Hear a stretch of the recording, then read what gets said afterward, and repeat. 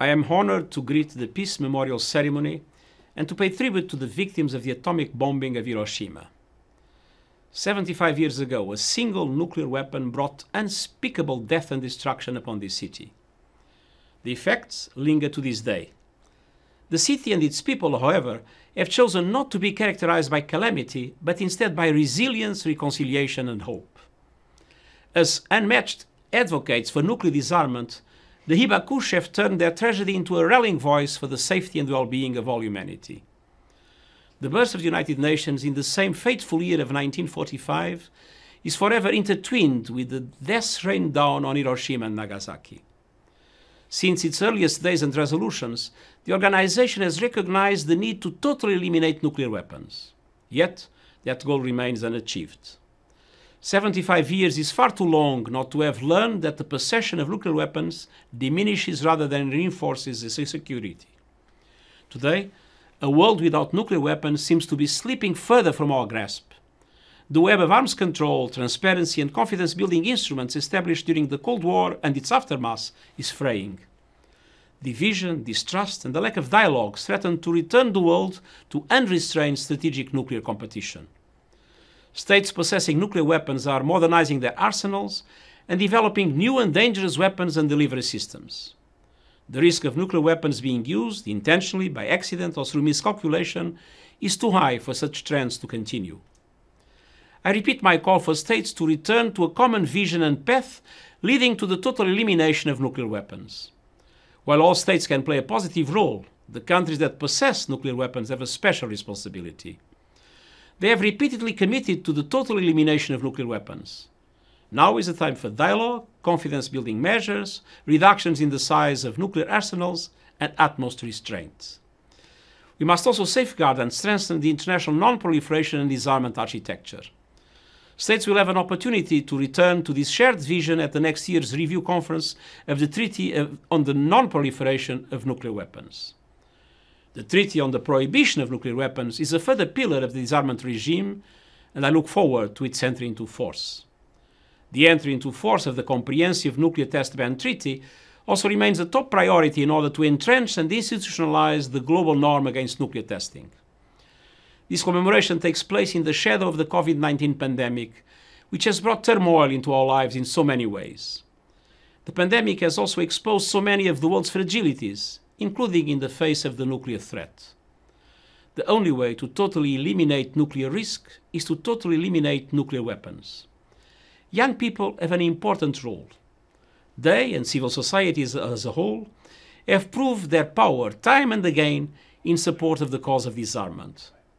We should listen to their ideas and give them the space to make their voices heard. The United Nations and I will continue to work with all those who seek to achieve our common goal, a world free of nuclear weapons. Thank you.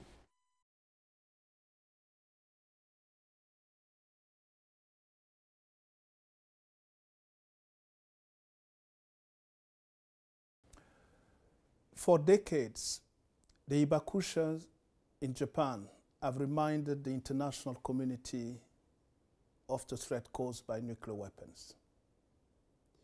I was fortunate to have met in Hiroshima the late Keijiro Matsushima, who survived the bombing at the age of 16.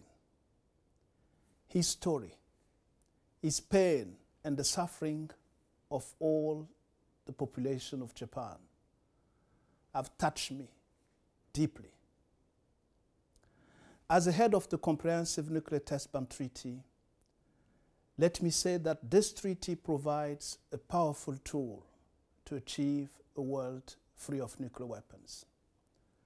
I urge strong supporters like Japan and the international community to remain committed and optimistic. This treaty will enter into force. At the CTBTO, we stand ready to implement it. Hiroshima and Nagasaki stand for never again. And as an honorary citizen of Hiroshima and deeply committed to ending nuclear testing, I want to say how much Japan is a driving force towards a world free of nuclear weapons.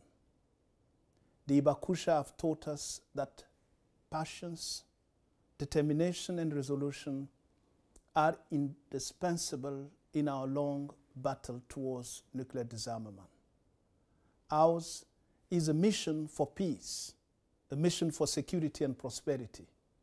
We pursue it so that what happened in Japan will never happen again.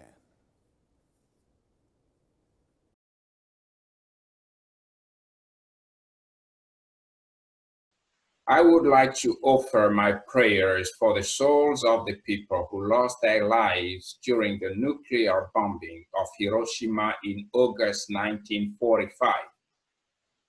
Having participated in the Peace Memorial Ceremony for the last 4 years, may I also express my sympathy and profound admiration to the survivors who have gone beyond their personal sufferings to work tirelessly towards achieving a world free from war.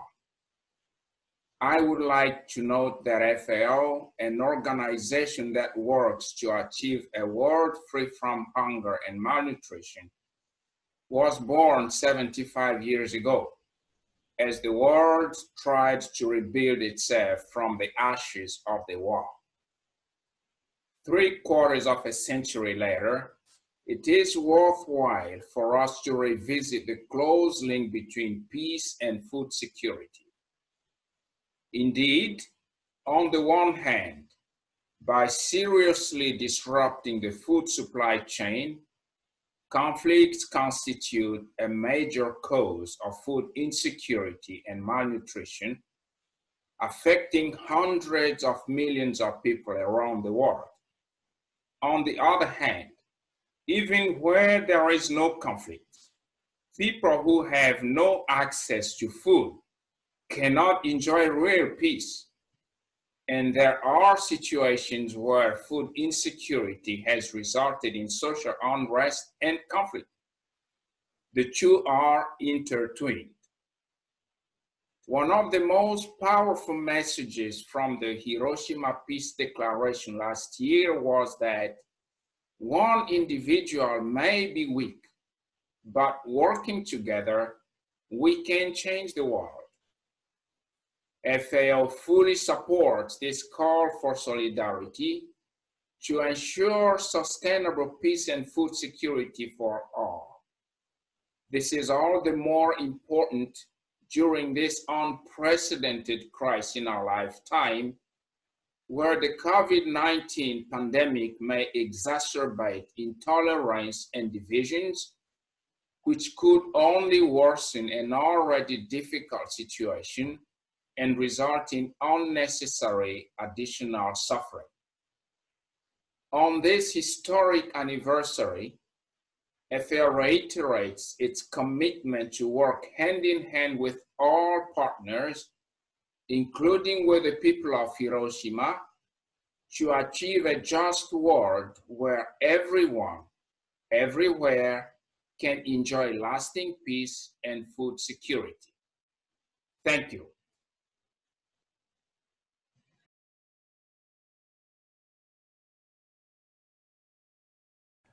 I send my greetings to participants in the 2020 Peace Memorial Ceremony in the city of Hiroshima. The thoughts of all of us at the International Atomic Energy Agency are with you as you mark the 75th anniversary of the tragic events of August 6, 1945. The IAEA helps to make it less likely that nuclear weapons will ever be used again by verifying that nuclear materials are not being diverted from peaceful purposes. This is our unique contribution to international peace and security in the 21st century. Our inspectors are on the road every day, visiting nuclear facilities throughout the world and providing detailed, objective reports on countries' nuclear activities. In this way, the IAEA brings the Treaty on the Non-Proliferation of Nuclear Weapons, the NPT, to life. We make the NPT a concrete reality rather than just letters on a page. Thanks to the impartiality of the agency's reports, countries can have confidence that other nations are not secretly building nuclear weapons. This makes it possible for countries to work together without suspicion. They do not have to rely on mere expressions of goodwill from each other. The existence of nuclear material inevitably draws malevolent interest from terrorists and other criminals. We help our 171 member states to guard against the risk of nuclear terrorism by ensuring that nuclear and other radioactive materials and the associated facilities are properly protected. Our work is vital for ensuring that the world can enjoy the benefits of peaceful nuclear science and technology to generate electricity, treat cancer, grow more food, and fight pandemics such as COVID-19, and in many other areas. Those benefits are truly enormous, and they continue to grow. Today, we remember with great sadness the destruction of Hiroshima and Nagasaki, but we look forward with confidence and hope to a future in which nuclear science and technology are used exclusively to improve the well-being and prosperity of the people of the world.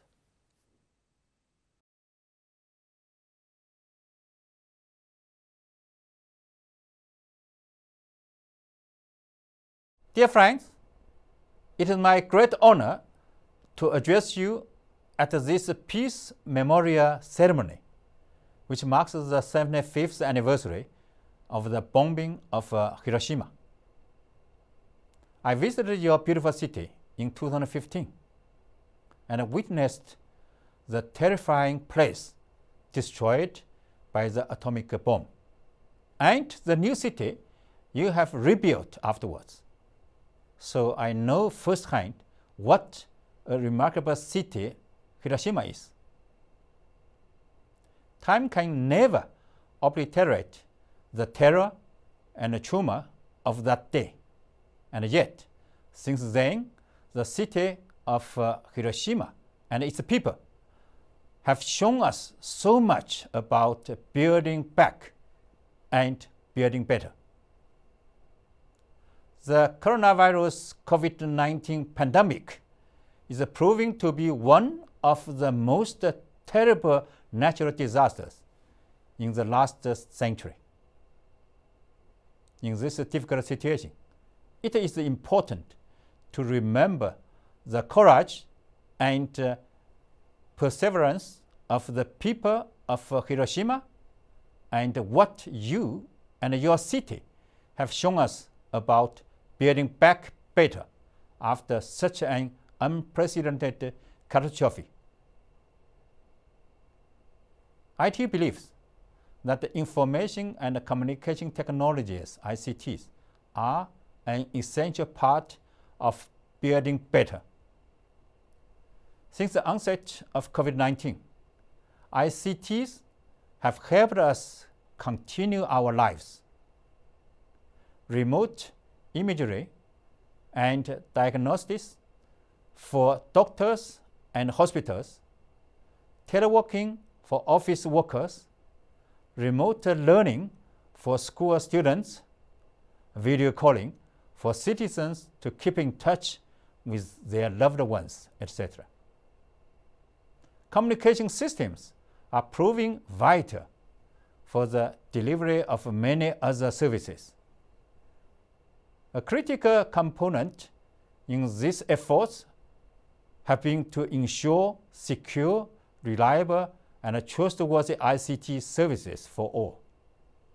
ICTs also play a vital role with regard to the Sustainable Development Goals, SDG 16, which aims to promote peaceful and inclusive societies for sustainable development.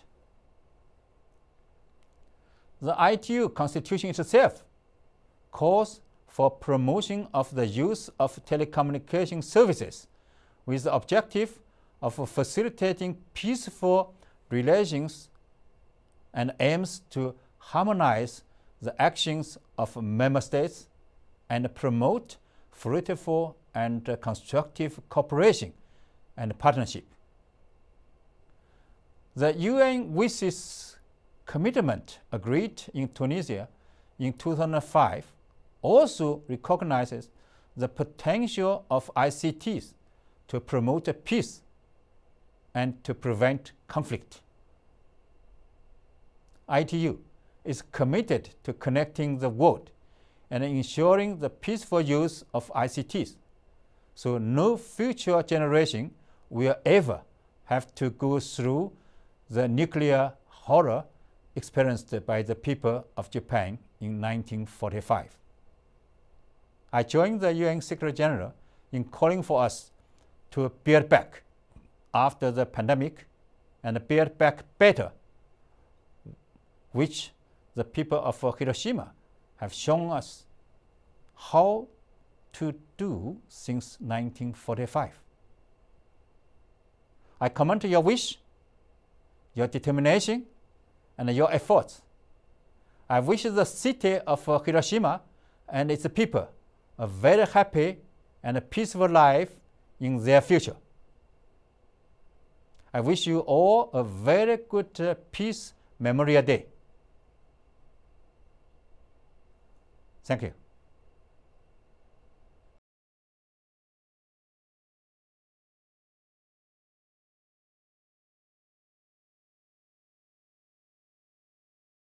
Your Excellency, Mayor Matsui Kazumi, the Mayor of the city of Hiroshima, ladies and gentlemen, distinguished guests, I am deeply honoured and humbled to have this opportunity to say some words on the occasion of the 2020 edition of the Hiroshima Peace Memorial Ceremony, which marks, of course, the 75th anniversary of the atomic bombing.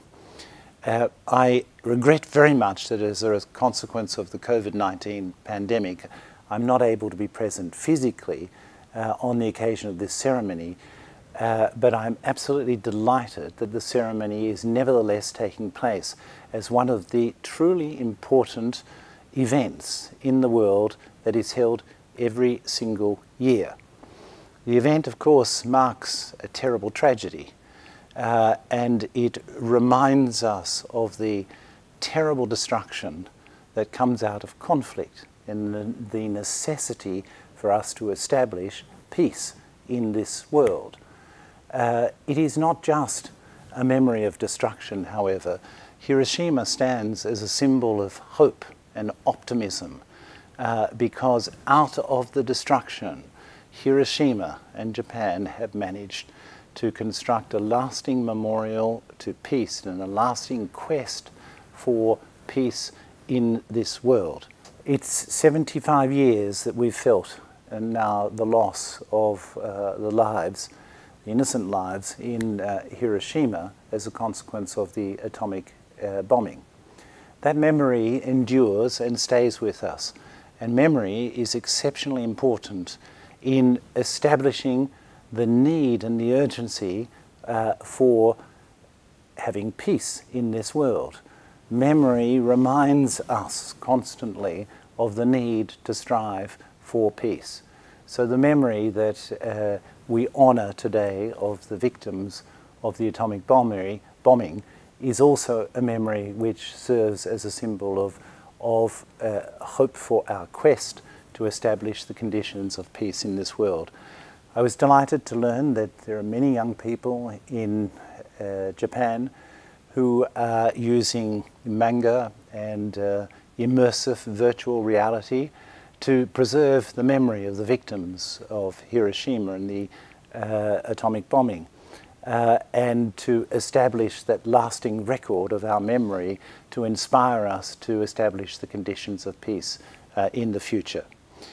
We have supported at the World Intellectual Property Organization the solemnity and the importance of this peace ceremony, and so I wish you all, with my deepest respect and humility, a very fine ceremony to honour the memory of the lives lost and to create the hope for peace in the future.